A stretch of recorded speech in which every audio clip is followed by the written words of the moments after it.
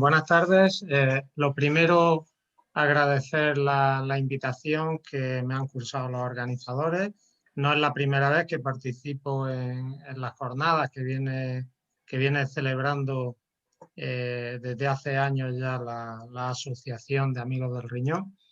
Y bueno, en este caso yo voy a hacer un poco el repaso de cómo ha sido la evolución desde hace ya unos cuantos años de este objetivo de conseguir bueno, pues una estrategia preventiva de cara a evitar casos de poliquistosis en el mayor grado posible, sobre todo a través de estrategias educativas de futuros progenitores cuando pues, bueno, hay una alteración o una mutación de estos genes que acaba de mencionar el doctor Pollato.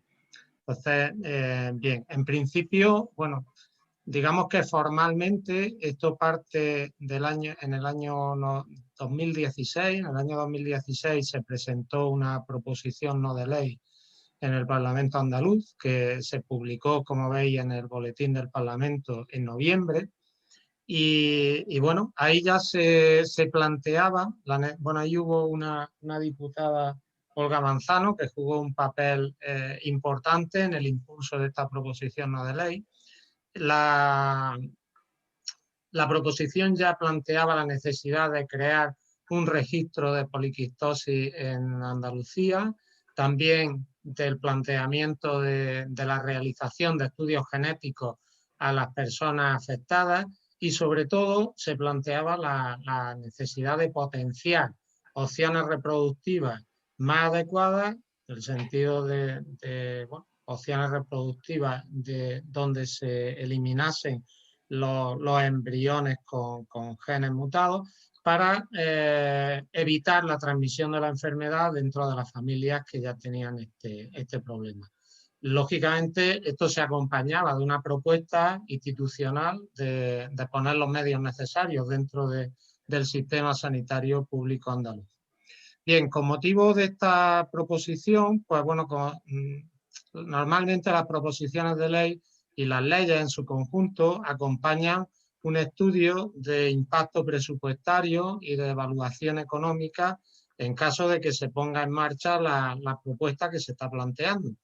En ese sentido, durante los años 17, 18, llevamos a cabo en el Hospital Virgen de las Nieves y basándonos en el registro que tenía el doctor Esteban sobre casos y el doctor Bravo sobre casos que ya venían ellos estudiando desde hacía muchos años, estuvimos analizando la base de datos y planteamos la elaboración de un análisis coste-efectividad. Los análisis de coste-efectividad, bueno, que son algo bastante habitual cuando se evalúan nuevas tecnologías en el ámbito clínico, en este caso pues tenía una medida, siempre hay que buscar una medida, una variable de efectividad. En este caso, la variable de efectividad fue el número de niños sanos nacidos de parejas donde al menos uno de los padres padecía la enfermedad. Tomamos como perspectiva del análisis los costes hospitalarios, no se incluyeron costes sociales ni costes, digamos, personales, psicológicos, etcétera, de los pacientes, simplemente el coste que supone desde la perspectiva del centro hospitalario. Y bueno, y esto ya supone pues, que el alcance del estudio es conservador, es limitado, es decir, los costes de esta enfermedad son mucho más altos, ya incluso dentro del propio diseño ya se incluían algunas limitaciones, ¿no? Por ejemplo, solo estábamos incluyendo los costes del tratamiento renal sustitutorio. Entonces, bien fuese diálisis, bien fuese trasplante, no se incluyó la medicación no hospitalaria, no se incluyeron otros costes como las visitas a urgencias, si habían tenido intervenciones quirúrgicas a lo largo del padecimiento de la enfermedad, etcétera, etcétera. Bueno, y luego simplemente mencionar algunos parámetros que técnicamente hay que incluir en este tipo de estudios coste-efectividad. Lo primero es una tasa de descuento. La tasa de descuento, ahora después la vais a entender en el ejemplo muy claro, para bueno, hacernos una idea como una especie de tipo de interés, ¿no? De cuánto vale el dinero hoy en relación a lo que valdrá dentro de X años. O cuál es el valor actual de una cantidad que se pagó hace un número de años. Luego también jugábamos con una hipótesis que, basada en las tasas de éxito de la reproducción asistida, que cuando se hace con embriones frescos suele conseguir unas tasas de embarazo del 25%, cuando se trata de embriones criopreservados pues del 20%, y jugamos también con un escenario base donde se producía un único ciclo de estimulación y 3 transferencias. La primera con un embrión fresco y las 2 siguientes con embriones criopreservados.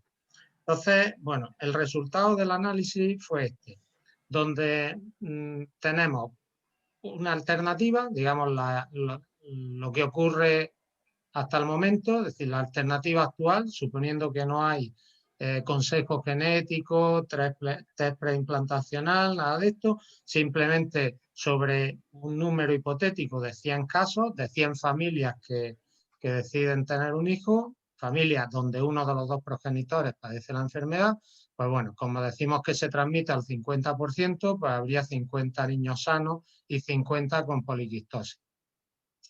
Calculamos también en un estudio previo el coste, digamos, el coste de la enfermedad a lo largo de la vida del tratamiento renal sustitutorio para estos pacientes y se estimó en 170.000 euros. Esto pues supone los tratamientos de diálisis y de trasplante, como digo. Utilizamos solo estas dos actuaciones. Y esto en términos promedios pues suponía un coste para estos 100 pacientes hipotéticos, para estos 50 niños que tendrían la enfermedad, 170.000 euros cada uno, pues son 8,5 millones de euros. ¿Qué ocurre? Que esta enfermedad suele presentar el tratamiento, diálisis y trasplante en un periodo etario normal, que en nuestra muestra se situaba entre 58 y 66 años. Por lo tanto, ese gasto de los 8,5 millones se producía 58 años después, en términos promedios, de que hubiesen nacido estos niños. Nos vamos al escenario abajo de la estrategia preventiva. En la estrategia preventiva, pues hacemos lo mismo. Partimos de 100 parejas. Digamos que en el primer intento, con un embrión fresco, 25 mujeres quedan embarazadas, tienen niños sanos, y las otras 75 pues, bueno, no tiene éxito la primera transferencia. En el caso de los niños sanos, pues nada, aquí lo que tendríamos como coste era un coste que también habíamos estimado en otro estudio, de lo que supondría el análisis genético y los costes de la fertilización in vitro con la técnica ICSI, y nos resultaba 5.520 euros. Por lo tanto, pues bueno, ese sería el coste tanto para los niños sanos como para el caso de las mujeres que no habían quedado embarazadas en ese primer intento.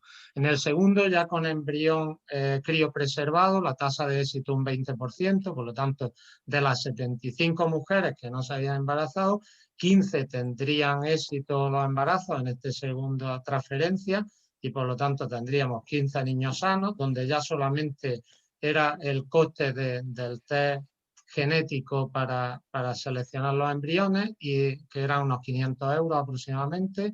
Por lo tanto, sumaríamos ahí 7.500 euros, y los no embarazados, pues lo mismo. El coste ya es el mismo en las transferencias posteriores.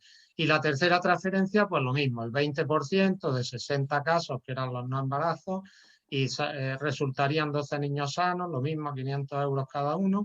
Y luego de los 48 parejas que no habían conseguido el embarazo, ahí suponemos que seguirían intentándolo por la vía tradicional, donde la mitad serían niños sanos y la mitad niños con poliquistosis, a 170.000 euros cada uno.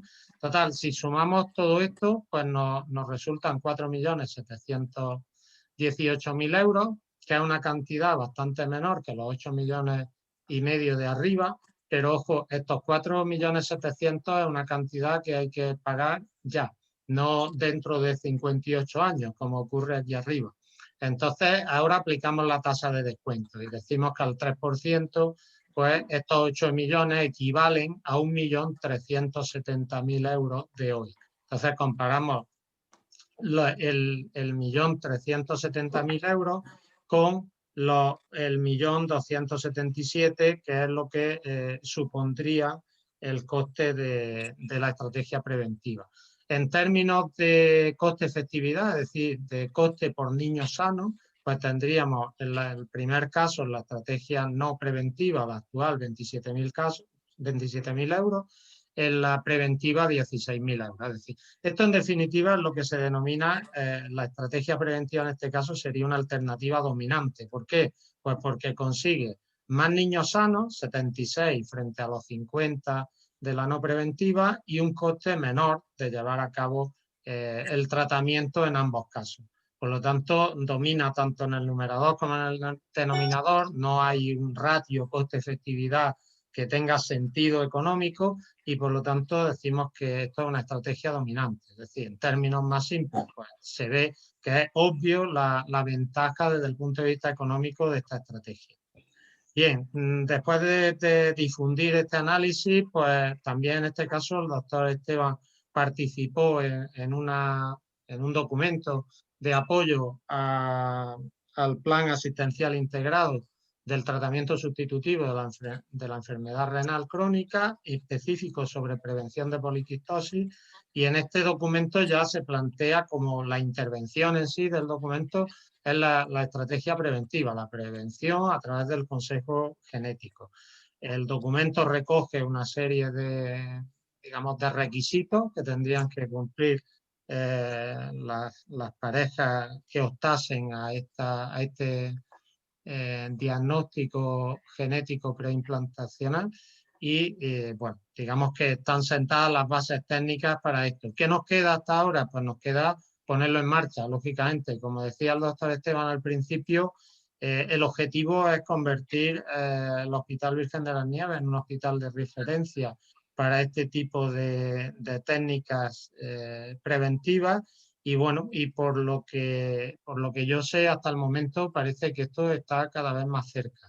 Es decir, que probablemente en un corto espacio de tiempo se acometa la puesta en marcha del diagnóstico genético preimplantacional, se incluya la cartera de servicios, y bueno, y creo que estamos en la fase ya muy cercana al disparo de salida de este objetivo, que, bueno, donde sobre todo doctor Esteban, doctor Bravo llevan muchos años luchando por conseguir la incorporación de este servicio en la cartera de servicios de la sanidad pública y concretamente en Granada.